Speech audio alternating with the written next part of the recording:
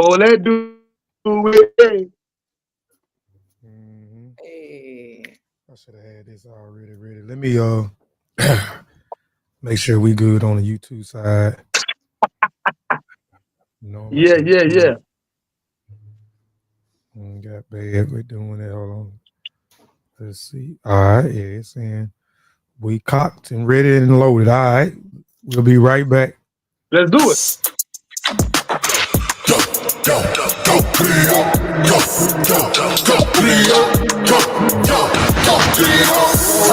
Yeah, I'm in the city, yeah. I'm in the spot, in the vicinity. I'm the hottest up in the city, yeah, it really is. I studied the ones that was the realest, the illest, that invented that. Talking about griots, West African passages for the street stone. Adios mio, make it get about the Afro-Latino. Drop their traditions from Africa's West Central. Let's raise a toast to the ancestors of old. For the knowledge comes in the form of a griot. In the form of a griot. Back.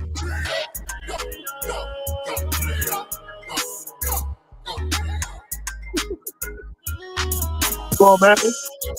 Come on, man. Black History Month. Yes, sir. Yes, sir. Welcome back to the Griots Podcast. Give While me a that hand will, clap. Give me a hand clap. yeah, let's get a hand clap. Let me see. Hand clap for that. Clap it up. Clap it up. That's Good. Y'all, please like and share the show. Please like and share the show. I'm gonna be a gentleman. Let my beautiful sister introduce herself, and then me and Sean That's right. introduce That's right. ourselves, That's right. and we'll get into the. Happy That's to right. do it. Happy to do it. Peace, peace. What up, family? What up, good people? My name is Dr. Ashley Wade. Laundry list of things that I have going on, but I'll start with pharmacist, entrepreneur, author. Okay, hello, somebody. Community and literacy advocate. I'm all about building with my people, all about learning and tapping into and honoring our history in most everything I do. And 1/3 of the Griots Podcast hosts. Yes. Next up is I'll go. Kofi Piesie, author, a writer, a ghostwriter, a public speaker, a lecturer, music Kofi. producer, Come on, Kofi. um, publisher. If I hadn't mentioned, um, a member of various independent research group, and 1/3 of the Griot Podcast. And you have bringing up the rear. Your boy Sean P from the Sean P Experience, multi-podcast host, 12-time self-published author, you know what I'm saying, 20-year public speaker, presenter, community curator, the owner and proprietor of Literacy and Libations in Lafayette, Louisiana, amongst other things. But I am the final third, what makes up the Griot Podcast. And today we got something very special lined up just for Black History Month. Let's do it. All right. Give me 1 second to get my thing back loaded I up. like how we come in hot. We be coming in hot. Ready to go. Fresh off the press. Let's do it. They piping. That thing piping. Yeah. Like the goddamn cover right there. They coming there piping. Facts. It's whistling. Woo. Tear that tongue up. All the taste buds. Tear it all up right there. All right. Before we get started, I always want to give an overview of the podcast, and then we'll jump right into it, man. For people that's new to the podcast and may listen to this later on in the archives, um, the outline of the Griot Podcast, we always do an opening segment. That opening segment is honoring a teacher, a scholar, a writer, an author, or a revolutionary from the past or from the present. We have a Griot and Griotis segment that's presented by me. We have the opening segment is presented by my brother Seanathan, the Griots Polidore. The commercial segment is briefly promoting some of the things that we got going on, some things that we got coming up, or anybody else that want to promote anything on this platform. Discussion segment. And this discussion segment will be about Black history. We can't stop, we won't stop. So we'll be highlighting, and I'm gonna jump right over here and get the book in a minute. We'll be highlighting Carter G. Wilson book, The Education of the Negro Prior to 1861. Let me turn my mic down a little bit too. Also, we got the woman segment, which is one of my favorite segment, and that is briefly talking about and giving flowers to women who have contributed something of value and to the political world, the writing world, the author world, the business world, the medical world, or the academia world. That is presented by my sister, Dr. Ashley Wade. So I yield the floor. I'm gonna get this book, and we'll go straight on into the opening segment. So let's get these segments out the way, and then we'll dig into the topic at hand. So I'll go with the opening. Before you get the book, Kofi, I got one question for y'all. This is kind of a freestyle real quick. Could y'all give the audience like a minute or 2 minutes maximum on why Black History Month is still relevant today, 2025? A lot of people are opposed to our history and our information and what we did in the past. And when I'm saying that, I don't even mean the other people. I mean within house. Some people feel like, man, that's old stuff, man. Why y'all talking about them old books and a book that's written in the 1800s? Y'all talking about people that did stuff a long time. Why is that important? Some of us had that kind of resistance. So why is it important to you? In 2 minutes or less, y'all can have that kind of freestyle. Okay. Yeah. If y'all heard my brother Seanathan, put it in the comments. Put it in the comments, and then we'll pull it up on the screen later on, and we'll read your comments, man. And please like and share the show. Please like and share the show with people you think that may appreciate this information. And I'm saying the people who may appreciate it, just don't share it to somebody that's not going to even tune in or even go back later on and listen to it in the archive. Share it with somebody that's going to appreciate this information, that may want to tap in while we live or may want to tap in later on in the archive. So please like and share the show so we can continue to get this podcast and the algorithm as well, right? So go ahead. I'll turn it over to you, Sean. I'm going to go get the book. All right, so today honoring segment, we have Patrice Lumumba. For some reason, in various books I've been reading lately, Patrice Lumumba name comes up time and time again for a good solid month in various things I'm reading, right? So Patrice Lumumba, he was born in July 2nd, 1925. What was then the Belgium Congo? Lumumba, he became the first prime minister of the newly independent Congo after the country gained independence from Belgium in June 30th, 1960. His leadership was marked by a strong desire to unite the Congolese people and develop a free, independent, self-sufficient nation. However, his tenure as prime minister was short-lived. He called for Congo to be free from foreign interference, particularly from the Western powers. And the support came for African unity and nationalism made him a target. He was opposed by both Belgian officials and by the United States, which feared his alignment with the Soviet Union during the Cold War. In September 1960, he was removed from his office in the co-op.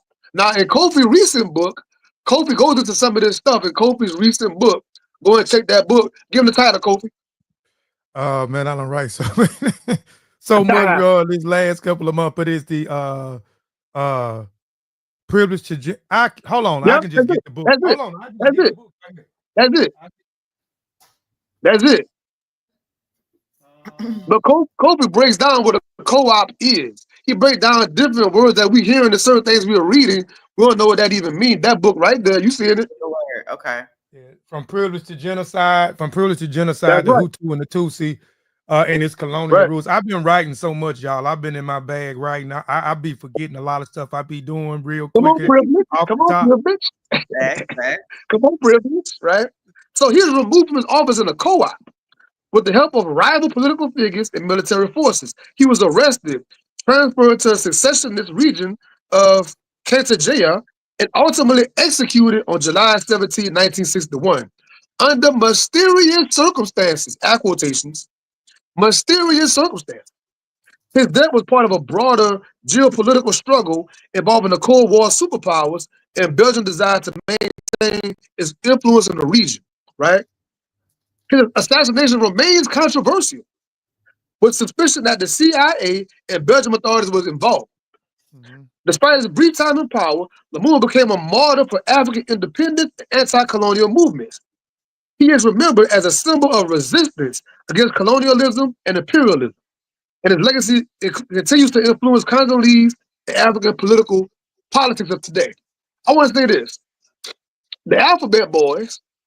I don't want to say the wrong name on the air for the algorithm, but the Alphabet Boys. If you're ever wondering about mysterious death, they got various books on the plot to kill MLK, the plot to kill Malcolm X. There's a book about the Alphabet guys' involvement with Tupac Shakur and Biggie Smalls. You can go down various publications and see how treacherous, diabolical, and evil that they've always been toward our leaders. The American family, about the Shakur family. Yeah. Go into this. So I think about 8 different books. You can go and look into mysterious death of Fred Hampton, things of that nature, right? So I want to honor and respect Patrice Lumumba for today's honoring ancestors. All right. Shout out.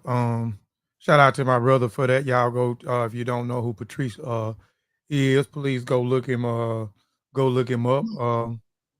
The next section we're gonna go into the Griots section real quick. Again, some of you may know what a Griot and the Griots is, but there may be somebody that may come on here later on or may listen to this in the archives later on, or somebody may introduce them to our podcast and they may not know what a Griot or a Griots is. So what is a Griot? It is a unique Western African. It is unique to Western Africa. A Griot or a Jali professional encompasses many roles. A Griot or Griot is been referred to as a historian and a storyteller, but there is no real word in the English language that can include all of the real functions. A traditional Griot could do everything from re-encountering history to composing music, teaching students, and acting as a diplomat. They are a genealogist, historian, spokesperson, ambassador, musician, teacher, warrior, interpreter, praise singer, master ceremony, and advisor, negotiation, and a mediator.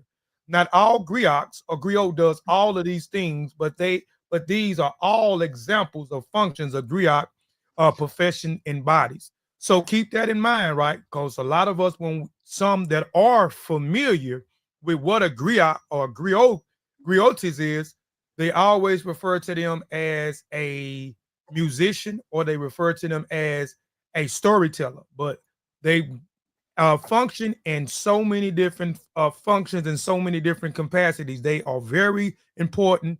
They are very vital in African culture and African traditions, right? And that concludes the griots and the griotis segment. So the commercial segment, real quick. We'll go in the commercial segment real quick, promote some of the things that we got going on. But again, if you got anything that you want to promote, just hit me, Sean, or Dr. Ashley Wade up, and we'll definitely throw it up here for y'all. Let me go. First, let's pull up. We'll pull up. Let me see. Let me go here. All right. Which one we want with acting on your dreams and your visions, right? Let's do that. That's a book we put out. That's a book we put out last year, Acting on Your Dreams and Your Vision. If you don't have that, please go tap into that book. I'm proud of this publication that we put out. We got some great feedback, and that's what it's all about. You know, it's about the support, people buying the book.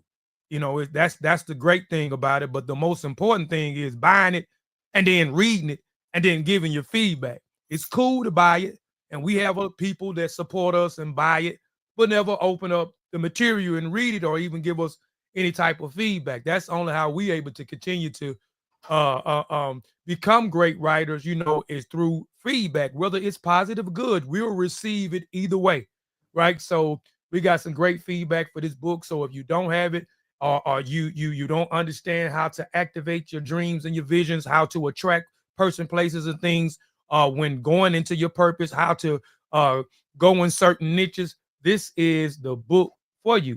Also, we have another book that complements that. That is your Acting on Your Dreams and Vision workbook, right? So if you don't have go ahead, Sean, what'd you say? I'm saying yes. Yeah. I'm very, very proud of the workbook. I'm very, very proud about that. I'm proud to have educational tools that we're producing, man. I'm very proud about that. Yes, yes. Facts. Yes, so get the workbook. And we got a class. I gotta get with you, Dr. Wade, on one more part. One more part, but we're gonna put out the video. We did a class. Did. We did a class. We're gonna put the video out pretty soon. And I hope we able to do another class this year. I actually asked a few people a while back here in January, and they was, optimistic about us doing the class. So if we get enough people, I think we're gonna rock and roll and do another class on acting on your dreams and your vision. The first one was fun. I learned a lot, you know what I'm saying, in the class, even though I was sharing information, but I also learned from everybody. I learned from my co-hosts. I learned from the people that was in the class, which was a dope experience. Yeah. All right. Yeah. Yes. So, those are the two books, but we also have various projects out individually, my sister as well as my brother. We are published authors. Let's see if I have, let's see. Okay. Right here. Acting on Your Dreams and Vision. Audio book. For those that don't like to read, we have the audio version, narrated by D. Lewis and Flo. What's Flo last name? Yeah. Flo Davis? Flo Davis. Yeah, Flo Davis. I'm blind as a bat. So, those are some of the things that we got going on, but you can go to Same Tree, Different Branch Publishing.com and see all the various publications we got out. You can look up Dr. Ashley Wade's name. Dr. Ashley Wade, give him your website as well, even though it's in here, but give it out on the air if you don't mind. Sure thing. My website is readwithdrwade.com. ReadWithdrWade.com. That's where you can find lots of cool opportunities to connect. You can tap into some services that I provide regarding self-discovery, regarding curation, work in progress. But I'm looking forward to building more and communicating more through my website. So definitely tap in and chop it up with me and see what services may resonate with you or your homegirls or your homeboys. Mm-hmm. I think it's important for us to highlight that. Some people only see us here on the podcast once a month or whenever they come around, right? But like, all three of us offer this online stuff. Right. All three of us are very hands-on offline. And you can contact all three of us for various services of various sorts. So don't think we're only on this screen in this dimension. Facts. You get off of this line and contact all three of us, however you want to contact, and get more things that are more hands-on direct, not just on the application, man. So I want to highlight that. Yep. Yes, sir. So let's get into the discussion at hand. Let me go back over here. Hey, can I go into why we discussing this? Yes. Let's pop that off. Yeah. I think it's fun because the business side of this, for those in the background don't understand, every month we just take turns deciding on the ultimate topic, right? And sometimes it's pretty much like I go, and then you go, and then you go, and then sometimes, because it is every month, and time go by fast. And sometimes it's like mid-month, like, wait, we ain't got a topic yet. You know what? This would be a good topic. And we're all pretty good at co-signing each other and going along with each other and going along with it. So I figured for Dr. Carter G. Woodson and Black History Month, a lot of people know that he is the creator and the founder of Black History Month that we're celebrating. And a lot of people know about the miseducation of a Negro, and that's cool. But like I told Dr. Wade like 2 years ago or whatever, there's more than one book. Yes. And most people only know about the miseducation of a Negro. So just like The Color Purple, for an example, there are 3 books in that it's a series. But most people only know The Color Purple. They got the stage play, they got various renditions of it, but there are 2 other books. But some reason we all focus on one thing. So with Dr. Carter G. Woodson, I thought it'd be real cool to highlight he got various publications besides even this today. So the education of the Negro, I thought would be a very cool topic to bring about something fresh, Black History Month. And Kofi holding up both of the publications. Kofi tapped in. Kofi was like, look, I got him on deck. And I'm so glad he tackled on this because again, most people, his popular book is this book right here, The And rightfully so, by Miseducation. the way. Yeah, Rightfully so. yeah. Rightfully so with that book. But I was glad when Sean, because I have this one here by him, The History of the Negro Church, which is also a good one, but I never tapped into this one right here, and The Education of the Negro Prior to 1861. So we're going to talk about, this Can we publication briefly today. can we can we add in the accessibility piece, right? Because I think the three of us had the audio version of this book on I found mine on Audibles. You can go on Kindle and you can download so many of Dr. Carter G. Woodson work like real cheap. Real cheap. A lot of his Negro history journals, they're on Kindle. I have a lot of them. Yes. Like Kofi said, a lot of his other publications, you can go and download them. You got a computer, you got a smartphone, you got a tablet of some sort. You can't access this work if you really want it, right? So let's put the accessibility part up there too. Yes, That's yes, right. yes. Yes, and most of him as the father of Black history. We know there was a void going on in a particular time where um there was no writing, because Carter G. Wilson was not only a writer, not only an author, he was a teacher. So he seen that there was no uh um, anything of Black history, of our culture, in some of these school textbooks and so forth. So, he went on and he started an organization, right? He started an organization, Association for the Study it was the Association for the Study of Negro Life and History, but now they rewording it as Association for the Study of African History, Life, uh, African American life and history. But what has it changed into? I can't pronounce it. Those what is Asala, it? Yeah, Asala, The Asala Asala. association, now. the Association for the Study of African American Life and History. So they Yes, just Asala. updated the Negro. yes, they just updated the Yeah, Negro, and this whole organization with the sole purpose, as well as the conjunction with his publisher. yeah, Associated yeah, Publisher was a publishing company. He created a publishing company to publish his own works on Black history, to close in the void, or to have access to information when there was no information about us out at a particular time, and also creating this publishing company not only for his own work but also for other scholars as well. So I thought that was dope for him to yeah, create, because I'm a publisher. So he created his own publishing company and then published his own works, and then gave opportunity to other scholars to publish their yeah, works at a particular time, which was good. With conjunction of the Association for the Study of African American Life, African American life in history, right? So as we're talking about the Association for the Study of African American Life and History, Dr. Wade, you was a part of his organization function that they had down there in Dallas. Can you talk about that briefly before we get into the book?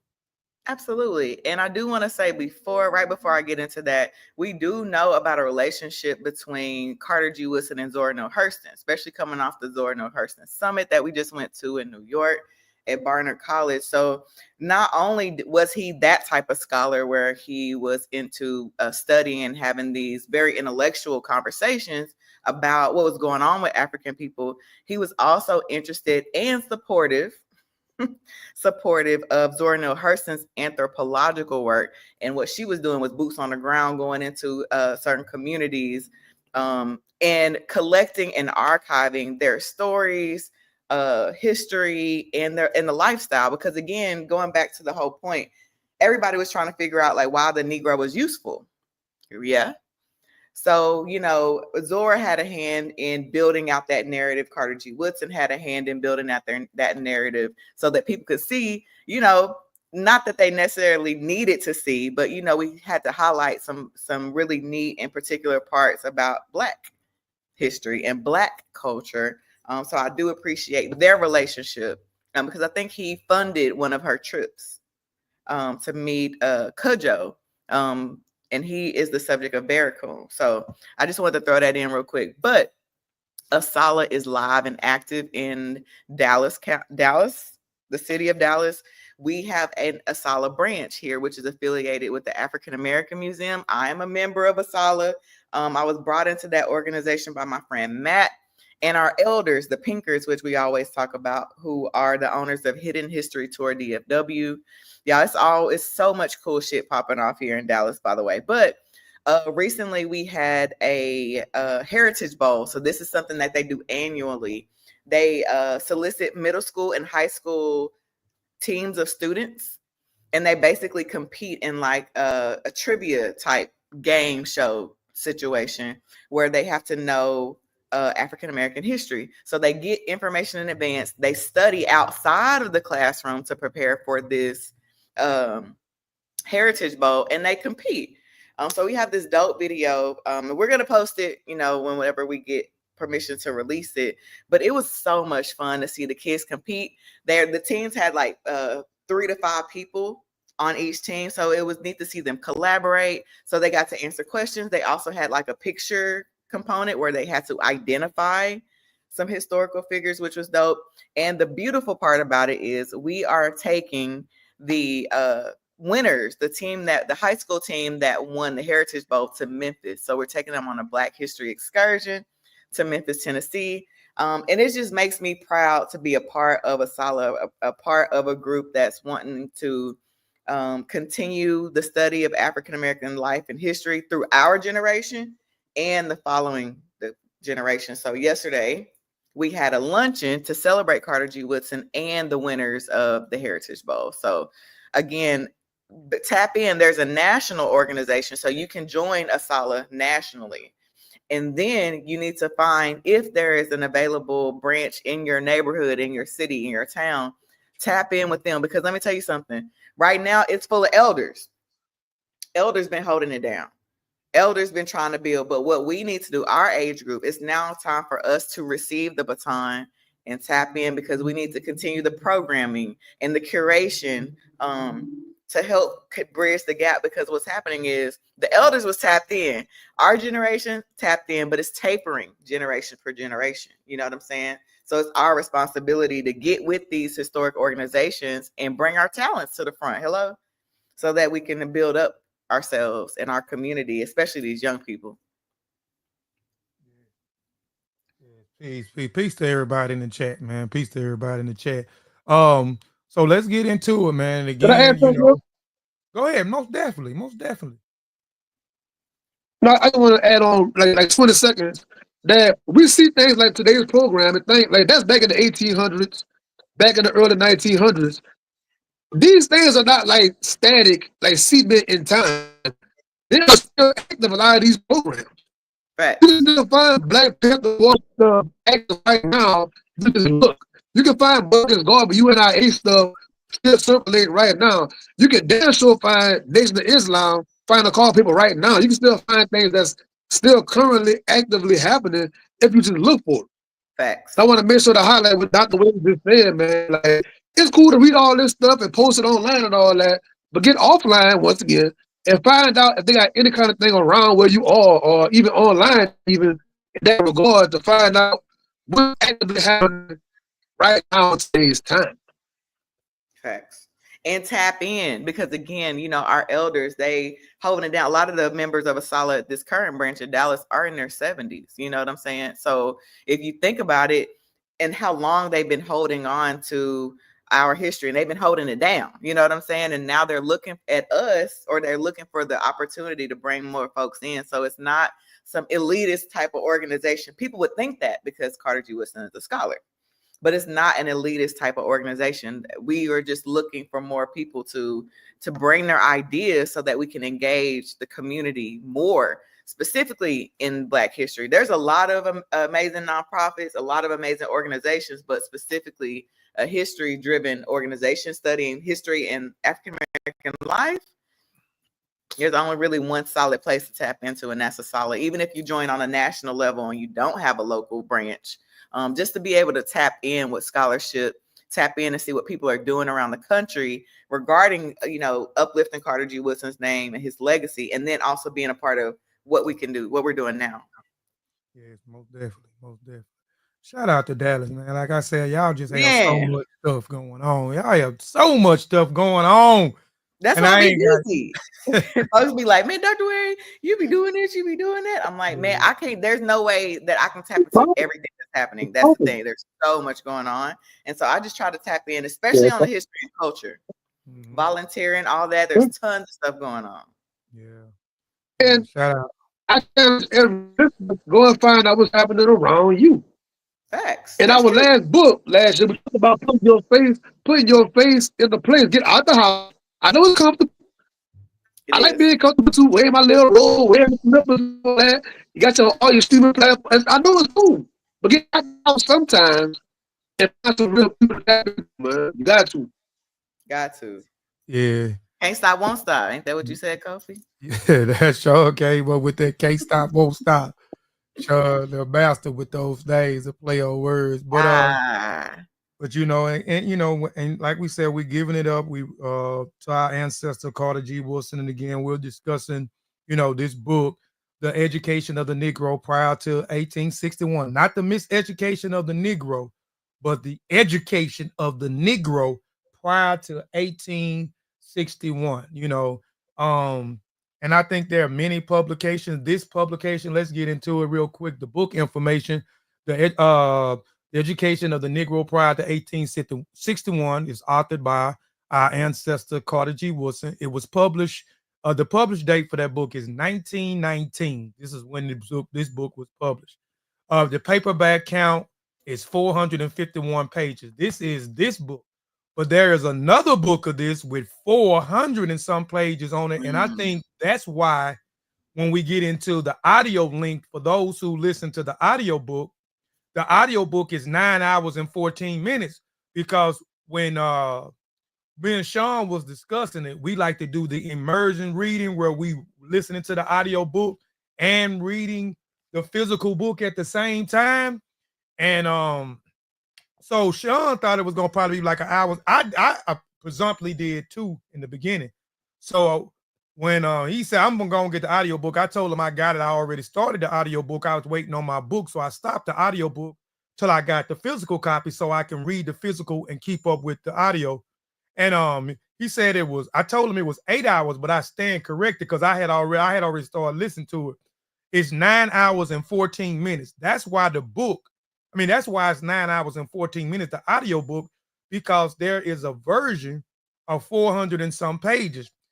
And be honest, this 157 pages, if you look at the layout, the font, right, and the non-spacing, this book can be over 300 and some pages right here, just looking at the font. And we're going to go on, into the publication. But I know y'all probably can't see that. But you see how super small. I wear glasses, and this hurted me with my glasses. Guess what, Kofi? Guess what, Kofi? You can't see it either. You can't see it either. As I'm falling in, you can't see it either. You holding it, you can't see it. So it's super small, right? But so that is, you want the book. I think the book is on Amazon for $7. I paid $8 for the book. The audio book, I can't remember exactly what I paid for the audio book. What was the audio book? What, like $13, $14? What was how much the audio book was, y'all? Like 2021, something like that. Oh, was it? I thought it was less. I paid about $20. Okay, about $20. So, if you don't like the paper, if you don't like reading, get the audio book. It was narrated by Rodney Lewis Thompson. Yes. So go get the audio book and go get the paperback book, or get both, and become an immersion reader like we, that's a technique that we are using today. I know it helps me out greatly to finish publications fast. So the overview of the book, the overview and the purpose of the book, Woodson aimed to document the struggle and the progress of African-American education before the civil rights. The significance of this history is under African American resilience, right? So he highlight before 1861 You know, a lot of things, a lot of great people coming through the pipeline, some of the struggles, the resistance that we went through, the people along the way who fought to free some of us, some of the people who fought to educate us, right? And as I'm digging into this book, it just began to bring back certain things to me. Um, you know, when it comes to the church aspect and how Yeah, a lot of yeah. us is so Christianized, right? I talked about this a few years ago, and I highlighted one of the sisters. I can't think of her name right now, but she sat at the feet of Carter G. Woodson, Okay. and she so she talks about the association, but she also talks about the church element. Okay, I did something on the HBCUs, and I did some on the historical colleges. So I wanted to highlight some of how these historical colleges got started, because a lot of people don't believe me that white people Yeah, own a lot of these historical black colleges. yeah. And Come she on, talks about that in that. And so reading this book man. also give you a legit, because he goes further back and in depth on how we was educated and who were those who were influenced in educating those, you know what I'm saying, that was enslaved or who have been captured, right? Or those who have, those who bought themselves out of slavery, or those who became free, how they began to educate and so forth. But Sean, you had some. Yeah, people are asking me the difference between the two books, the miseducation and education. And it said the education of the Negro focused more on the historical context of education of black people before the Civil War, right? Before the Civil War. The miseducation takes a more critical look at the broader educational system for African Americans in the early 20th century, emphasizing on the system continues to miseducate black people, leading to a lack of self-awareness, self-aware, and disconnect from our own heritage. That's the difference between the two. Yes, In the yes, time period they're covering. yes, most definitely, most definitely. So and we're talking about that. So he has a chapter in here. I think that's the first chapter. It's called "Religious with Letters," right? And it talks about the role of religion institutions in African American education, right? And it includes the establishment of the Sabbath schools, the church league literacy programs, and the influence of faith-based organizations uh, in an advanced black education.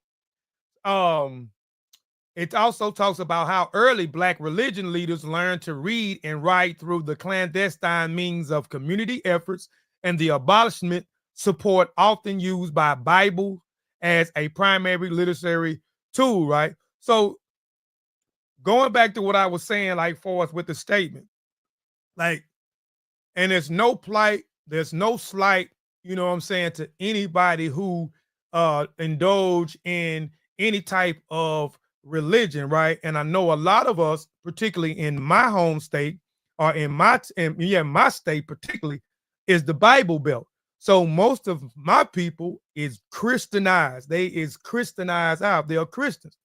So a lot of the Quakers, the abolition movement, these are some of the organizations who became anti-slavery, right? They didn't want to, so they established these Sabbath schools. Let's talk about the Sabbath schools real quick. He talks about the Sabbath schools. The Sabbath schools were common way to educate enslaved and free African Americans in the United States, particularly after the Civil War. These schools were usually held on Sundays and taught literacy skills. How Sabbath schools operate. Sabbath schools were open to both adults and children. They was a widespread way to free slaves to learn to read and write. They were often held in churches. They were a way to show the public that African Americans could function in a society. So a lot of the education came prior to a lot of our ancestors that were kidnapped, came to them understanding or reading and writing and spelling came through these churches, came through the Sabbath, came to reading the Bible, and so forth, right? So, or Sunday school. This is what Sunday school. A lot of us that went to church, in our prior lives, we talk about Sunday school. This was another method of Sunday school that they was using to utilize to educate the slave on how to read, write, spell, and develop a Christian-based morality or scope, as I would say. So that's anybody else want to chime in, but that's kind of like the random of the first chapter. And I like how he started it off, talking about how, who, and what, and how who educated, those prior to this prior to 1861 and after 1861. Quick, I'll jump in real quick. I think it's important for us to pay attention to the dates, because a lot of us don't know what was going on before the Civil War. We don't have a clue what we were doing before the Civil Rights Movement. You know what I'm saying? The layperson is what I'm talking about. So I think it's neat that he was like, okay, let's talk about what we were doing before, because that's the problem that I have with how history is taught. It's not taught chronologically. You start here, you jump over here, and it's kind of like these milestone moments / movements, and we kind of attach ourselves to those and think we know Black history, right? And if you go to a lot of these museums, that's how they present it. The Civil Rights Museum in Memphis is one that's similar. They present this, that, so you feel like, okay, if I went through this exhibit, I kind of got the gist of it, or I kind of know it. But that time period before 1861, we were doing special things without opportunity. You know what I'm saying?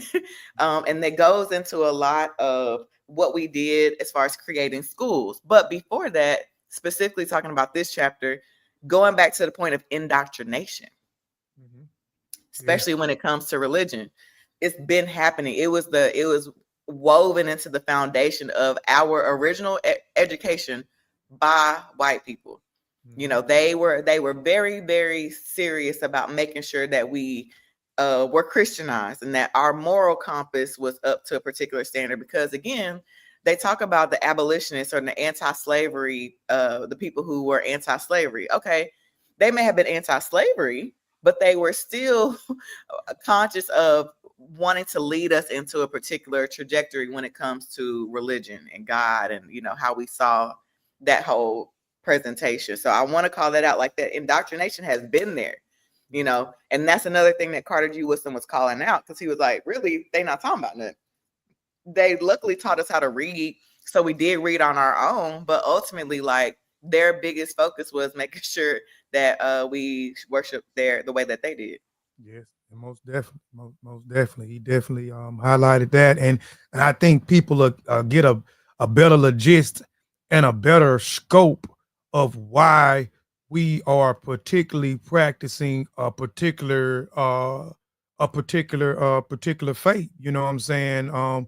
Which is, most Black people in America are Christians. You know what I'm saying? Whether they are Baptist, Southern Baptist, whether they Protestant, Pentecostal, Church of God in Christ, Methodist, Jehovah Witness, Mormon. So, those particular movements, particularly the Protestants and, the Methodists in particular, right, or the Puritans, which were a form of Protestant, extreme Protestants, I would say, and that was one of their goals, was to indoctrinate us. And as you read the particular thing, they wanted to force their God and their moral compass on us, because in the book, reading the book and listening to the audio, when they described us the most, they called us heathens. I probably heard the word heathen, looked at it and heard it, I know, at least 100 times, reading this book. But we already know how they looked at us, in particular, even going into the interior of Africa, and even before going into the interior of Africa, they always slandered us through their media, through their newspapers, and etc. How we are heathens, how we are unintelligent, how we are uncivilized, how we are infidels. So they always looked at us as 2/3 of an animal, or lower than an animal, or looked at us as animals, right? So they thought we wasn't intelligent. So in the form of some, they're saying, okay, we'll educate them, right? We'll educate them, but also as we educate them, we're going to indoctrinate them, right? So we're going to teach them through the church. So their education predominantly is going to be about Christianity, but through Christianity, we're going to teach them how to read. We're going to teach them how to write, and we're going to teach them how to spell, right? And then you had some, he highlighted in the book, he highlights that there was a tug of war. You had some slave owners who believed that education would bring more productivity on the plantation, and you had some that agreed that educating one of their slaves will bring on rebellions. They will become intelligent, and then they will want to rebel, against the slave owners, right? So you had two different tug of wars, but we'll talk a little bit more about that in different schools and different states as we go along within this. But anybody want to touch on something else, man? I'm gonna say one more thing too, Sean. Be just a moment, but like I think too that's something to pay attention to as far as how we perpetuate that, because a lot of times in our culture it's like, well, you got to catch them early. I talk to my elders a lot, and they're like, well, them kids need to be in the church. So like that whole piece of how early can we get them in the church? How early can we start with these particular teachings? And they got to know about God as soon as they can. There was a root for that. So as much, I know y'all did a podcast episode a couple seasons ago about the Black church, and this book really helped me understand the root of that whole indoctrination piece. Catch them early, get them early, because that whole religion has been the foundation. And I really don't defend white people much, but in their defense, this was really their only way to segue into education is through the church. All those people who were for slavery, I guess they kind of looked at it like, well, if you're going to teach them through the church, that'll be all right. You know what I'm saying? So that was like a covert way of people being allowed to teach us how to read and write and be a part of the civilization, because of course that's what we were. We were a part of their communities essentially. And so it was like, okay, well, we do want our communities to be educated. So even this is before, of course, the Civil War. So keep that in mind. But all this conversation was going on before that. So keep that in mind as you tune in with us. And if you read the book, you always have to keep that in context. Mm-hmm. Sean, you had something? I love when you said the word covert, right? Because our ancestors are so slick. They so smart, right? So y'all always have the Bible, right? The only book we can have is the Bible. If you look inside of most of your OG Bibles, look at how many things they got written down inside the Bible. In some families, your whole family sees inside a page of the Bible. Certain people's birthday, when somebody died, all those things, those records were kept inside of the Bible. And in between the pages, they probably slipped a little note, a little message. Speak. So my grandfather passed in January, y'all know. And whenever he passed, the first thing I wanted the next day was, I want to see his Bible. I want to see every Bible he had around, because I know they jot down little things here and there. It's not just the Bible content itself, literally. It was sense. A tool. It was a vehicle. It was something, an accessory to be used. So I look at it like that when it comes to our self-education. We were so slick and doing little covert things like that, man. And I like that about us, man. Facts. That's a good call, Sean P. Mm-hmm. Yeah. Let me see. It's so many different things, man, we can talk about. I think let's talk about chapter. That's chapter 3. That's 1, 2, 3. Is that 4? Yeah, chapter 4. Actual education, right? Let's talk about the actual education. So different education experiences for free and enslaved African Americans. Example of early Black schools and educators.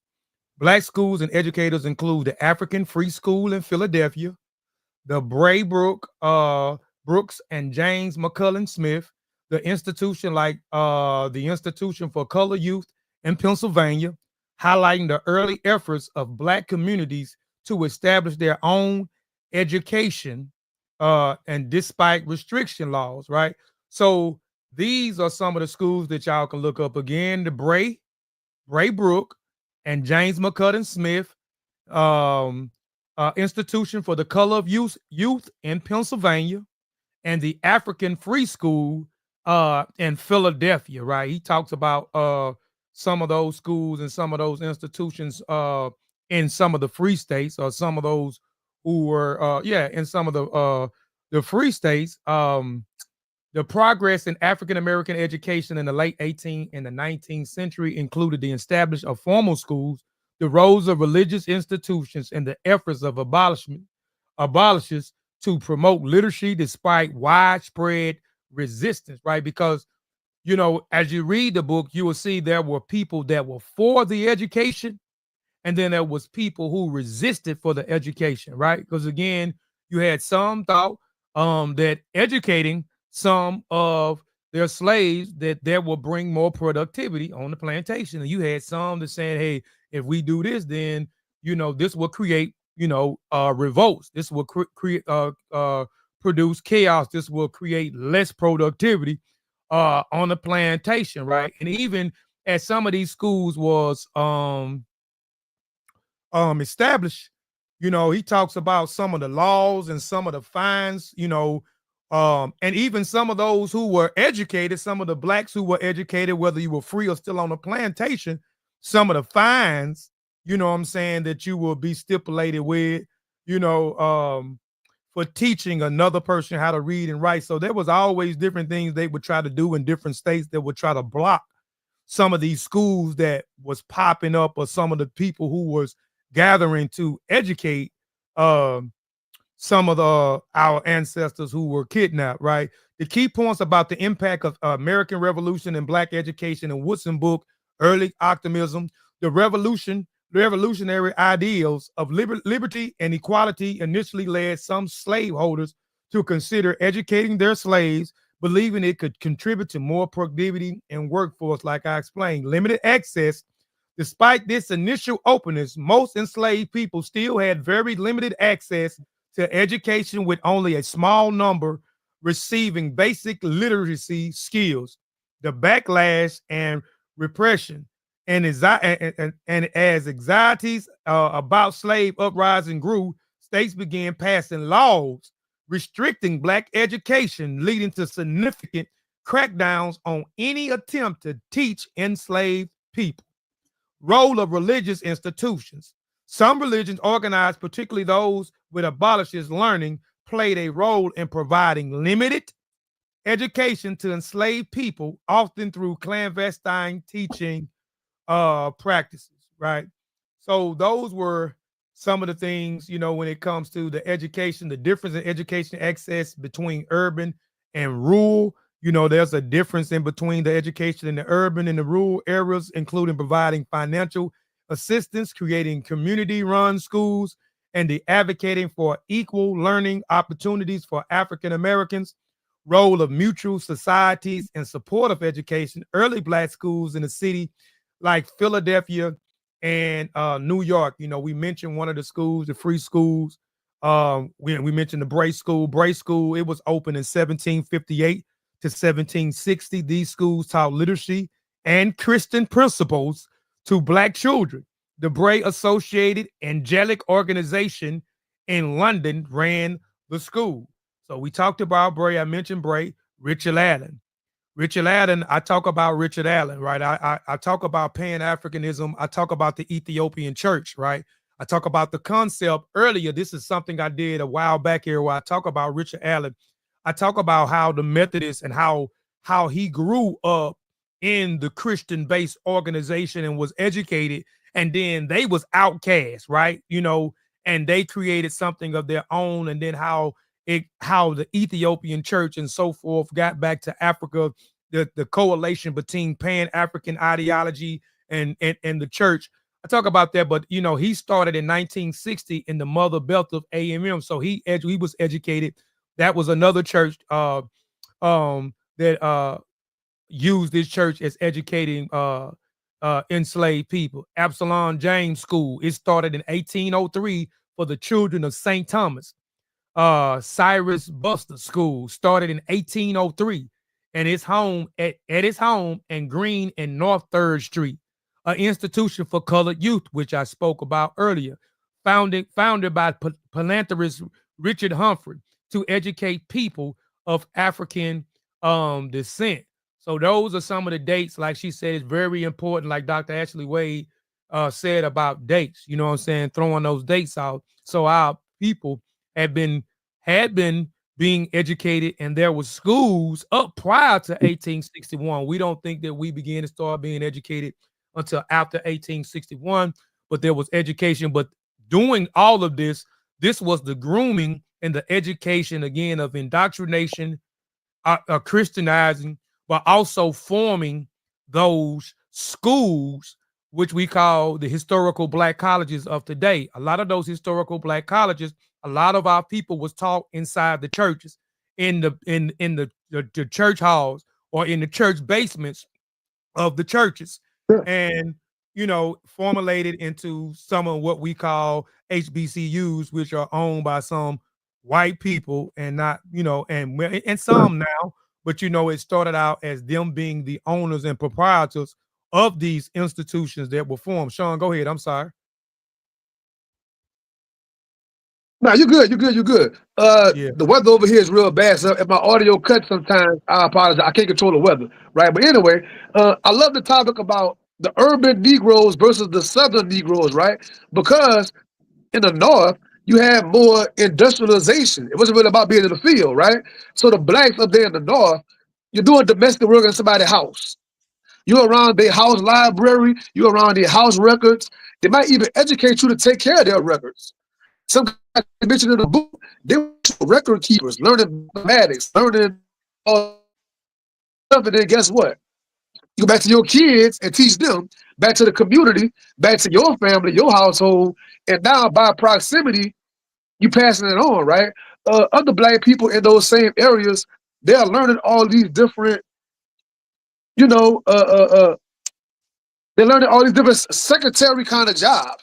They're learning different things, dealing with apprenticeship. So therefore, it's way different than in the South. They're in the rice field, tobacco field, the sugarcane field, cotton field.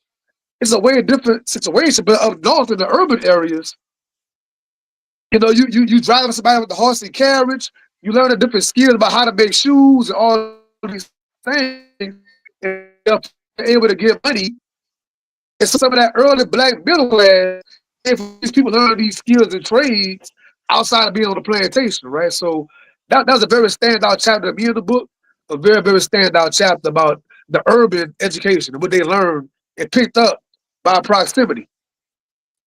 Yeah, I'm glad you that I appreciate that, man, because we just talked about that. I'm glad you went a little bit more in depth in the education in the rural and the urban area right there. And I enjoyed that chapter as well.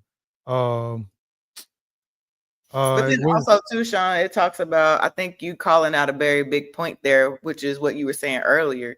We found ways. So yes, I'm in the house. I may be in the house, but I'm around your bookshelf. I may be able to grab something. You may leave something open. I'm trying to test and see if I can read what I pick up on certain things. And then too, I do want to segue to that, the chapter 5. This was one of my favorite chapters, actual education. Come on, Carter D. Actual education. And that's what we talk about. He said something so important right here. He said somewhere in there, he said, neither literary nor religious education prepared the Negro for a life of usefulness. Even though Carter G. Woodson was a full scholar, his point was like, what are we going to do with it? How are we applying these religious concepts? How are we applying these literary things that we're able to learn? And that's why I think he was so passionate about the miseducation of the Negro. I love that book, by the way. And if that's your starting point, I'm glad that you tapped in there. Of course, tap into some of his other works, but that's what he was saying. We're not really taught anything that we can apply necessarily. That's why he focused a lot on trades and learning trades and being a part of vocational programs, because to him, that's what correlates to wealth, that correlates to stability. But then also in that chapter, he talks about the fact that despite having little opportunity, we were serving as salesmen. Keep in mind, this is prior to 1861, right? Salesmen. We were keeping accounts, which goes to what Sean was talking about, us managing things that, weren't ours, but we still managed it. Managing plantations, teaching and preaching, because preaching was a big job for Blacks that they allowed Black people to do. And intellectually advanced, he said, to the extent that 15 to 20% of the adults could at least read. So keep that in mind too, as far as the time period. We was reading, we were managing, and we had a lot of responsibility and low-key careers, if you think about it as a sign of the times. And this was all happening prior to the Civil War. And also he goes into a lot of detail on the actual what we were doing. So keep in mind, there was a gentleman who during this time in 1799, he figured out a remedy for a rattlesnake bite. Okay, going back to our herbal things that we did, he figured out a remedy for a rattlesnake bite. Come on, Thomas. Okay, he was able to. He eventually purchased his freedom. So all this was going on, and we think, oh well, we started out as slaves. We were slaves for all this amount of time. Then all of a sudden we got emancipated, and then we missed the juiciness, the goodness of what was going on when we were teaching ourselves, when we had room to explore, we had room to create, and that's what was going on. We was really fixing things back then. We were managing things back then, and that's something that's not talked about enough. And I appreciate Carter G for being like, hey, look at this particular time. Let's look at this time. Hey, go ahead, Sean. Go ahead. I'm just for the make fun of Dr. Ashley Wade. I bet you get up? I bet you she like this is for me. This is for me. When you seen that man with that snake bite, she's a pharmacist, right? She's deals in the medical field. So I bet when she seen that part about the snake bite, she was lit. I bet she got up and started dance. I did, because it's confirmation, because it goes back to something that you talk about a lot in your writings. Like in Africa, we were creating and healing and building. All that was going on. So it was just beautiful for me to see that during that time period when we were enslaved, we were still doing the same things, creating, healing, and providing a way to these Neanderthals who felt like they were superior and they really were low level. Come on now. I do appreciate them saying, okay, we want to teach these people, but we really didn't need to be taught. Like Carter said, this whole literary place and the religion, we didn't really need that. We thank you for segueing us into a place where we could read. But Carter was like, bro, 15 to 20% of adults could at least read. This is in the late 1700s, 1800s. Let me get a little quick time out, right? A TV time out. Let me get a TV time out, right? Let's put it in perspective. The W.E.B. Du Bois book on Black Reconstruction, he has a chapter on the planter class, right? The planter class. Let's paint the picture for the audience. All these white folks, even though they were legally able to read and write, there were so many illiterate white people. Yes. Let's not think in our mind that every white person. Let's not think in our mind that every white person owned slaves. They was downtrodden, down bad on the side of us. A lot of white people. You had a percentage of slave owners. That wasn't every single white family, right? And a lot of them couldn't read and write. Which is why, whenever we finally could read and write, we just straight leapfrog their ass. It's like, wow, we only had about 150 years of reading and writing legally, and we're some of the best speakers, we're some of the best writers, the best poets, the best hip-hop artists with these words, and not even ours. How could that be? Because they white behind couldn't even read and write whenever they could. Yep. Facts. I'll leave it at that. I'm gonna piggyback off of you, because speaking of the greatness of Kendrick Lamar, some things was just in our DNA that they didn't anticipate. Let me just bring up medical apartheid. They've been for years trying to figure out how and why we've been able to be so successful, as Sean said, leapfrog, because we had things loaded and coded already that were part of what we are part of this planet to do, which is heal. You know what I'm saying? People want to reject that. And to Carter's point, you know, when it talks about education, do we need to be educated? Yes. Like, I'm not going against that, but there's no rhyme and reason why this man was able to create a tincture or a healing element for a rattlesnake bite. You know what I'm saying? They don't teach that. I guarantee you they didn't teach us that. So how does this man come up with that? You know what I'm saying? And they gave him so much praise that he was able to buy his freedom. Again, solving their problem. Come on, bro. Yeah, let me go You know grab mine. I'm lit. The Black Reconstruction in America in the time period is 1860 through 1880, right? Introduction by David Livering Lewis. Now, guess what? David Lewis got a brand new book just came out, y'all. Just came out. That name right here. But this is Du Bois. See, I think that's a thick one. That's a thick one. You think? Yep. But the Black Reconstruction book. Once again, the 1860 to 1880. And there's a whole chapter here about the planter class, about the large majority of white people at that time frame. It's not what we think in our mind about every white person so smarter than us, every white person got so much money. That's not what it actually was, bro.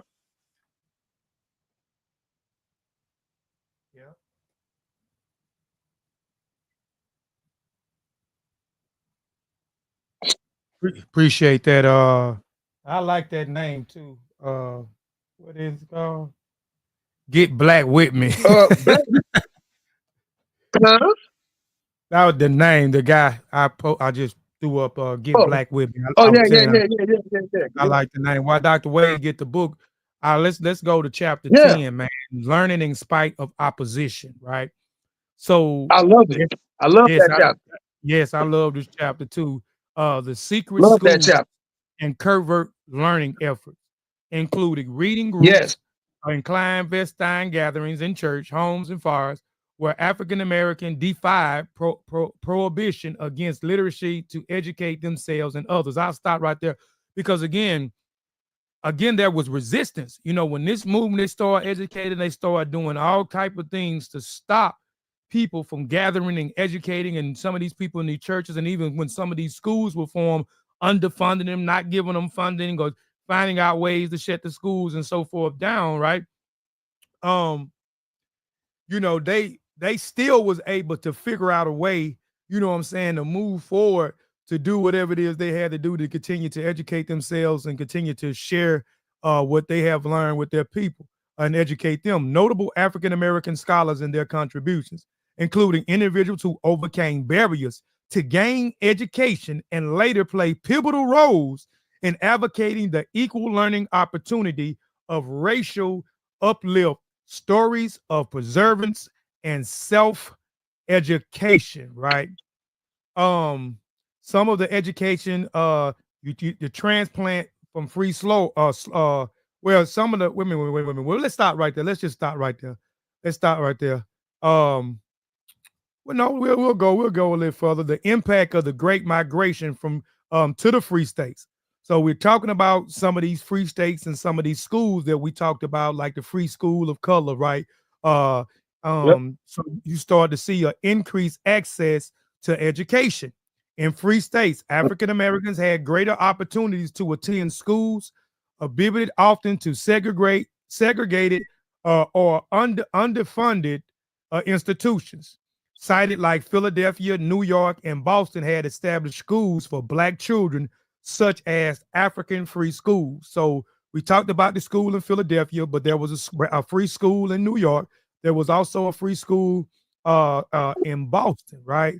And again, you know, and in some of these schools there were, and it's still going on today in some of our schools now, underfunding. A lot of overly populated schools are underfunded, right? They are underfunded institution, right? So you got parents having to buy extra this, that, and the third. Got to do it. It's just a lot. Um, challenging in free states. Despite legal freedom, racism and segregation limited Black education opportunities. Some free states enact laws restricting Black migrations and access to education, fearing an influx of free African Americans. So there you go. They always, and this stuff is just a continuous cycle. It's still going on. They always, when we figure out something or somebody come in and help out, and then we figure out a way on our own, they're always passing some type of law to restrict us, you know what I'm saying, to stop our growth, to stop our progress in any type of way. So, now you got these people are migrating into these free states. Go ahead, Sean. You want to say something? I had a question for you. Yeah, I had a question for you. But us being Southern people here on the panel, we're all from the South, right? The perception always that the East Coast, like New York, Philadelphia, even the Midwest, like as if they're smarter than us, and as if we're behind and we talk a certain way and we're slow. That perception always there. But we see from the very beginning, the early schools, they had some of the free schools first. They had some of the better access to different things than we had in the South, right? And a lot of your major Black movements started in those places. The Nation of Islam, the Moorish Science Temple, you go on and on with these Black movements. They were in New York. They was in Chicago. They was in, Oakland, California. So us in the South had to get a little trickle down of that, later on. What's your thought about that? Oh yeah, most definitely. Most definitely, and I get it all the time when people, but I use it to my advantage. Like when I tell people, I'm from the South, I'm from Mississippi, they still get that same thing as, okay, this brother is uneducated, he backwards, he's country, he's not intelligent. We still suffering from them same things as what was going on. And like you saying, doing some of the free states when they was migrating, like, those free schools, you see them in Philadelphia, right? You see them in New York. You see them in Boston. Those was the hubs for education at a particular time, so people were migrating in these areas for a better life, you know what I'm saying, to better educate themselves and so forth. So, and we still see the same thing. They still judging us, to this day. But like I said, I use those things to my advantage. I want you to think that I'm unintelligent. I want you to think that I'm backwards. I want you to think that I'm country. I love that. I love for people to misjudge me all the time. And I love, proving people wrong. And I love using it to my advantage. Like even in certain situations, you know what I'm saying? I use it to my advantage where I play against them where they think they finna get over on me, and I end up getting over on them, through certain types of contracts and legalese and so forth. So, think what you want to think. I'm doing something right now I don't want to talk about right now with two different companies. Come on and now. These people are approaching me as I approached them as I was unintelligent. So I just did something else that they'll be receiving. Both companies will be receiving pretty soon. And they're going to see how unintelligent I am. They're going to wonder how I know all of these things and how I can cite all these legal documents and citations and certain things within their parameters they can do and certain things that they can't do. So, I love it. I love it. I agree. I mean, go ahead. Yeah. I mean, it's I only want to highlight some of.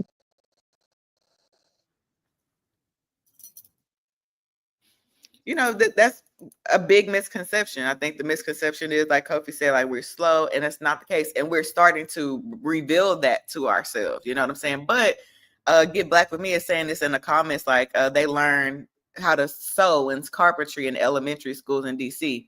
That's what we're talking about. Like those, and you have to keep in mind where the demographics of certain people were. The Quakers, they wasn't down here in the South. The people who were anti-slavery, they wasn't down here. So you have to keep that in mind when people are like, oh, well, they this, they're that. We're really not, because ultimately it never took us a long time to catch up. And even in reference to the Forgotten Migration book, we had to travel to the east and to the north in order to get the education, because that's where the people were more willing to teach us, more willing to accept us. Of course, that's fast forward, but that's the point. And even with that, we brought the education back, because a lot of those people who did travel north end up coming back to teach and to start schools and to facilitate that education. So, to me, it's more of like a camaraderie deal. Y'all got it first and then bring it to us. You know what I'm saying? It's not a competition like people see it, but even that competition piece was embedded to break us apart anyway, or to separate us and make us find differences within each other. But I think ultimately what happened was, we built this, we built in an opportunity to teach each other that way. I'll say that. Yeah. And I want to add to the conversation. The whole point of this whole thing, besides highlighting more of Carter G. Woodson's work, is like, what does all that mean for us now in 2025, right? And the importance of this chapter about self-education, they had a massive curiosity to want to learn by any means. Talk about it, Sean. Because I know if I get caught reading, I can get physical punishment. Right. I'm gonna find a way anyway. I'm gonna take my lick, as we say. I'm gonna take my lick to be able to read. But now we got all these cell phones and tablets and all this access. You can go in there and download anything, basically. If you really, really want it, you can find it. And some of the folks won't tap into it. So we need that curiosity back to want to learn, that fervor for education. I think of Booker T. Washington, he'd walk around and just find a receipt on the ground and just save it. Find a newspaper here, a magazine here, and then at night sit by the little candlelight and trying to read. Like I get inspired by stories like that, how much they wanted to learn, man. It just fires me up seeing that, bro. That's a good point. And I think, to your point, maybe people like us, griots, historians, storytellers, maybe we need to change our verbiage and say self-education more as a vocabulary word and not education. Because I think that's where it kind of gets tricky, because people are educators, they believe in the education system, Department of Education, but maybe we could highlight that point more in our conversations, the self-education, because that's a whole different bag. That's a whole different bag. And as a matter of fact, there was during the keynote yesterday, the lady, she mentioned the term jackleg. And of course it has a negative connotation of like, okay, you're not, let me look it up. That way I don't want to lie. Get 30 seconds. Get Black with me. He said, were the schools public or private? A lot of those schools were public. A lot of them was financed by some of the organizations. She mentioned the Quakers, you know what I'm saying, the abolition movement. You even had some slave owners who funded, after the slaves were freed, they funded some of these schools. So a lot of these schools were public. They may have had some private, but I know a lot of these schools were public. So I just wanted to hop in on that term, jackleg. When you look up jackleg, it means lack of skill or training, or being dishonest, or it can mean lack of professional standards. But all that really means is self-taught. So the lady who presented yesterday mentioned that term, and she's proud of that because her degrees are in HR and other things, but she's a self-taught historian. So she used this word jackleg that typically has a negative connotation. It was like, no, I'm just self-taught. I'm not professionally trained historian, but I'm a self-taught historian and I'm an enthusiast. So that is what qualifies me. We always talk about the qualifiers. We've been talking about that lately. Go ahead, Sean P. No, you hitting it. You hitting it. Go with it, my sister. Keep going. Keep going. You cooking. And I hadn't heard that in a minute. That's a old slang term. Jackleg. I used to hear that so much coming up. I used to hear that so much. Jackleg, jackleg, educator. Jackleg, what they call mechanic, jackleg mechanic. Yeah. So I heard that a lot growing up. This is the first time me hearing it in years. Ain't that something? But she brought that up specifically to show. I mean, this is the luncheon. Like, she was down in her weeds with this shit. But I think it's important for us to call that out because, of course, it has a negative connotation if you look it up. You know, you go to Google and like, what does this mean? It's gonna say, oh, unprofessional, oh, untrained, unskilled. But that just means it's not you know, structurally taught. This is emphasizing the self-education piece that we're talking about today. Autodidact. I want to highlight something, right?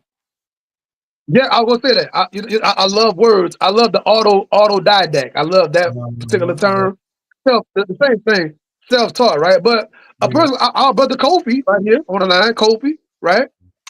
Kofi, my man Cliff Roy Jr. I can name other people in my life. They might not be PhDs and whatnot, but guess what? PhDs go to them information. My man Cliff Roy Jr. advises Fortune 500 companies. He advises CEOs and CFOs. He has no degrees at all. But you're coming to him because he's an expert in his field. He is totally self-taught, right?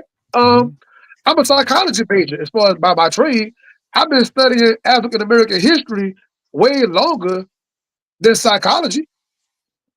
So I have no African American degrees, if you will, but I study day and night this way more than psychology. Deep in your bag. You know what I'm saying? And I want to say the sister's name just so to throw it out there in the universe. Her name was Laretha Clay, who brought the keynote. Long list of accolades, bio, real deep, doing amazing things, yet and still in the community. And then in front of us at the Carter G. Woodson, she was like, "Yeah, I think she's even one of the board members of the Historical Commission in Texas or something like that." So even though she's self-taught, speaking of that self-education, she still qualified herself enough to be on a board. You know what I'm saying? And that's what the point of what Carter G. Woodson was saying.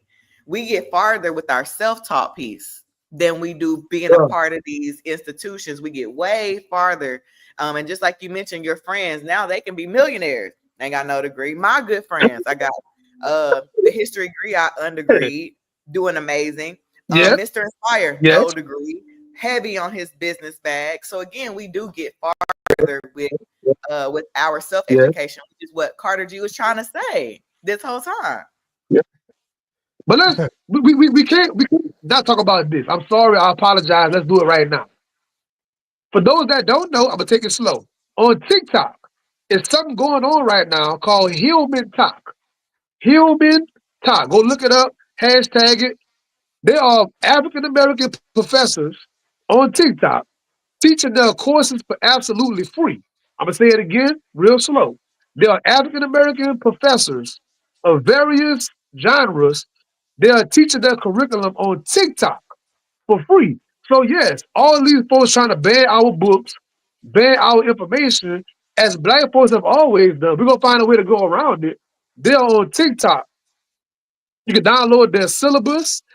They give their course outline. They have weekly discussions on live.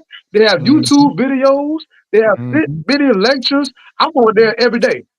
For the past 3-4 weeks, I'm on TikTok more than ever, taking classes on AI technology, Africana studies, business classes. It's so much stuff over there. So hashtag Hillman Talk to get your Black university experience for absolutely free.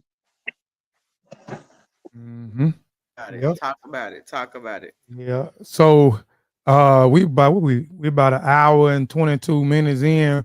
I mean, we can go on for days. I know I took a lot of notes dealing with this book, but y'all tap into this, man. This is a great read. You know what I'm saying? It's a great read. The Education of a Negro Prior to 1861. Again, I warn you that the font, the layout is gonna hurt your eyes, even with your glasses on. So, but you know, I was thinking the Kindle version. Yeah, get the Kindle version. Get the Kindle version. You can adjust the font. Yep, you can adjust the font. Or if you are audiobook, get the audiobook and listen to the audiobook, right? You know, and I know for people that like to annotate as well as I do annotating books, as well as all of us like annotation books, you can annotate your audiobook, right? There's a section in there, you know, how to go in there and edit your audiobook. You know what I'm saying? Say different pieces of the importance of what you want to play back. So there are various ways on how to annotate, because I know some people like, what? Huh? Can I say something right quick?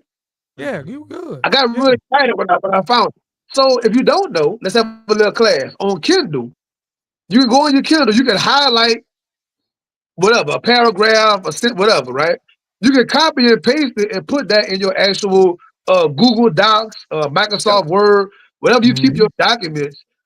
Able to go into my text in this book and take a whole paragraph and take my finger and highlight it and then bring it over to my Google Docs so I can have all my notes for today's presentation. I was able to take it off the text and have it to be able to highlight it in real time, right? So Mhm. for those that study, those that get it in like that, Mhm. it's another feature you can use, right? Yeah, see, and we're giving y'all all these different methods and ways, and it's no excuse why we're not educating today. It's no excuse why we still making some of um the same thing, going through the same thing that our ancestors went through, man. We have more resources at our fingertips today than they ever had, right? So, we should be more educated. We should be more unified. We should be having our more of our own, in our own communities, relying more on ourselves, being more resilient and not being cowards or just being professional complainers. I hate Can't stand it. professional complainers. That's Stand it. what, yeah, well, I can't stand it either. We are professional complainers. What's that you showing up, Sean? Hold on, I'm a This is a brand new publication by the scholar Eve Ewing. It just came out weeks ago, right? Original Sin, the miseducation of Black and Native children and the construction of American racism. This book just came out weeks ago. I was blessed to get an advanced reader copy of it. But this goes a lot into today's topic about early education, how education was made, what was their intent whenever they made these Negro schools, what was the original curriculum, what was the original school board, what was the original formatting, and it gives you a lot of understanding system of where it is now to get that origin story, the original things about Black and Native American people and what they did with us for early education. most. I got to get that, Sean. I'm Same. I I'm gotta I'm holler at that for I'm sure. I'm tapping into. I'm getting it. I'm gonna hit you up today, man, because I got it. I'm putting it in the Amazon cart and firing off on that mug today. And you did share it with me that now that I think about it, and if I would have been thinking about it at the time, I would have got it and tried to cram it in with some of the reading of this book here. Um, And that's but why I didn't tell you again. I told you. That's why I didn't tell you again. yeah. So, but yeah, man. But tap into the book again. Carter G. Woodson, The Education of the Negro Prior to 1861. Um, let's get into the woman segment. The woman segment is by our sister, Dr. Ashley Wade. Um, The so woman's she's work. Woman's work. the Facts, woman facts, facts. segment. So listen, this is how we're gonna tap in today. And really the moral of the story coming off of this book is self-education, highlighting that, pushing that forward, because even if you don't completely negate your formal education, you can still self-educate side by side. That's part of what Sean and Kofi's story is, that side-by-side education is so important. But in our women's segment today, we are going to highlight none other than the legendary Jasmine Crockett. Okay, now it's important to talk about her today because of sign of the times, right? What's going on in the country. So let me tell you a little bit about her. She's an American lawyer, a Black woman, first of all, of course, politician who has been a U.S. representative since 2023. Her district covers South Dallas, Central Dallas, Dallas Love Field. So if you're in the area, she is her coverage is mostly South Dallas and Central Dallas. She's again a U.S. representative. Okay. Prior to that, she was a public defender. And we need to talk about that public defender piece when it comes to politics, because although Jasmine Crockett is an attorney, she's an American lawyer. People have problems with what side of the law folks are on, because people had a lot to say about Kamala Harris and her tenure in her law career. And now we have Jasmine Crockett, and her tenure in her law career had a lot to do with helping families who were victims of hate crime. So she took herself kind of out of the rat race and got more on the grassroots level with her law practice before she became a U.S. representative. She ended up graduating from the University of Houston in 2006. She formed a law firm that handled car accident lawsuits. And this is my point right here. She took pro bono cases for Black Lives Matter activists. Now she's throwing hands in the U.S. Congress. Okay. That's why it's so important to talk about her now, because in the context of the education and the miseducation of the Negro, typically the miseducation involves us being educated, right? Being a part of these systems, but being quiet, not speaking up, not not ruffling the feathers when we get into these positions, because our goal, of course, is to play the game. Jasmine Crockett is currently throwing a wrench in the game. She cussing at press conferences and stuff. She's standing up against a lot of the racism that's happening in Congress right now. She even went in on Rep. Marjorie Greene, who tried to attack her physically, and she called that lady, what'd she say, the BBBs? But bad bitch. Hold on. What's my BBBs? It's usually on the tip of my tongue. Bleach blonde, bad built, bleach blonde, butch body. So that's the type of way that she's handling Congress. So it's that duality between professionalism, like I know my stuff, I got my bag, and I'm gonna go toe to toe with you if you try to come at me stupid and to the side. She also always approaches particular things on a factual basis. So whenever she's standing up and calling out a lot of these racist people, she's in policy. She's also backing it up with facts and documents and adding these documents into these systems so they can be reviewed. So Jasmine Crockett, I just wanted to highlight her name because who knows? She may run for president. I don't know what she's gonna do in the system, but I like how she's handling herself as a Black woman, because the duality about us is we can play the role. We can get in the system and play the role. But when y'all start popping shit, we do need Black women and Black people in spaces to pop shit right back and still be truthful, still be professional, and really, flex our shit when it comes to what we know and our capacity. And I think she's a really great representation of what Carter G. Woodson would be proud of, is that dual education. So yes, she's educated because she has a law degree, but she also knows about Black history, very well versed in Black history, very deep in Black studies, and she cares about Black people in the communities. So we do have advocates. We don't have that many, but we do have advocates that are willing to stand up and not kind of cower down to all this oppression and racism that's going on right now. Shout out to Jasmine Crockett. I hope she continues to do amazing things and be cute and keep it cute, keep it classy, but also be somebody that's not to be played with. Yeah, shout out to Jasmine. I'm gonna have to look and get tap more into her. Go ahead, Sean. Whenever Dr. Williams said the phrase about dual education, I'm gonna give y'all my mindset when I was in college, right?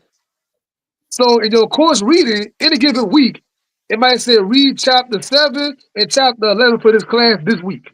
I would tell myself, I'm gonna read that, but after that, I'm reading The Strength of a Black Civilization. I'm reading Dr. John G. Jackson. I'm reading Supreme Understanding. Like, I'm still reading my stuff in conjunction with this. I'm not just reading y'all stuff. I'm not just being indoctrinated with y'all stuff.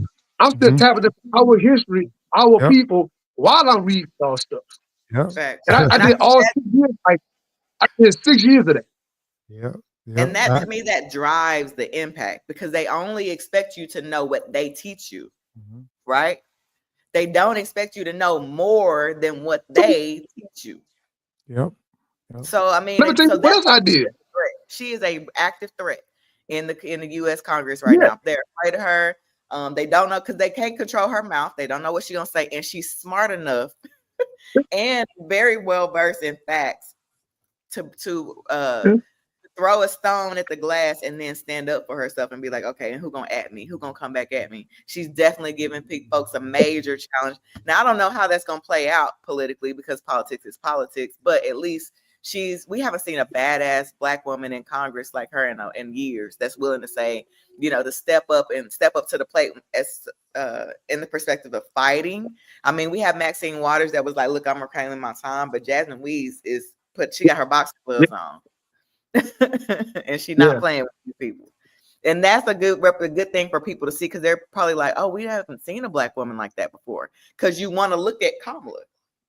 But since you decided you didn't want this, then you got Jasmine. She wasn't born in Dallas, but she was grew up in South Dallas, and that's really her swag.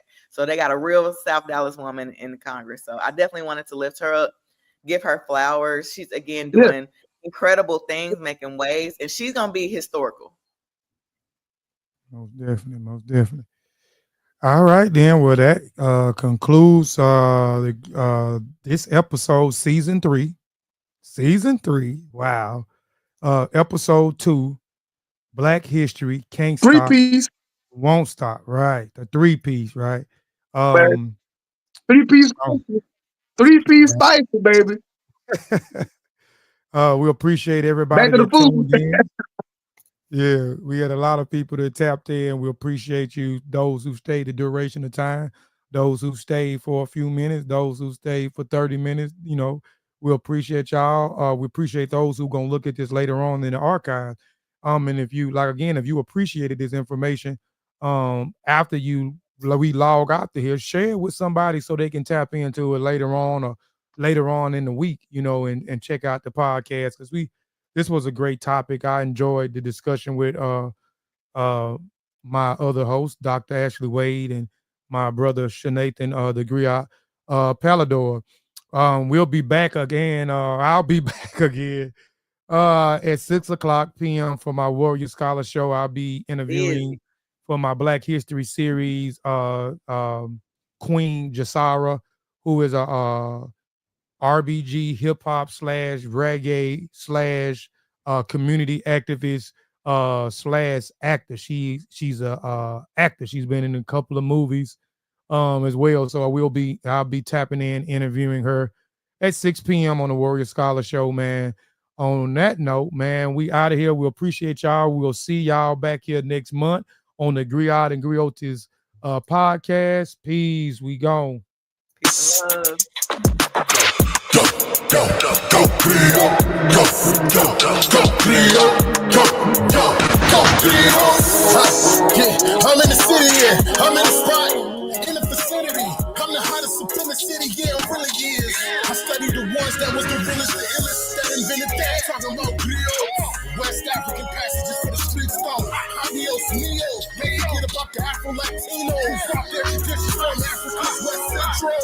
Let's raise a toast to the ancestors of old. For the knowledge comes in the form of a griot.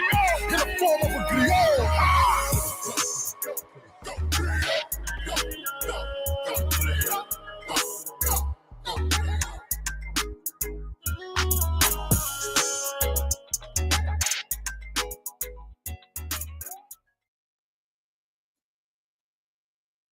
Yeah.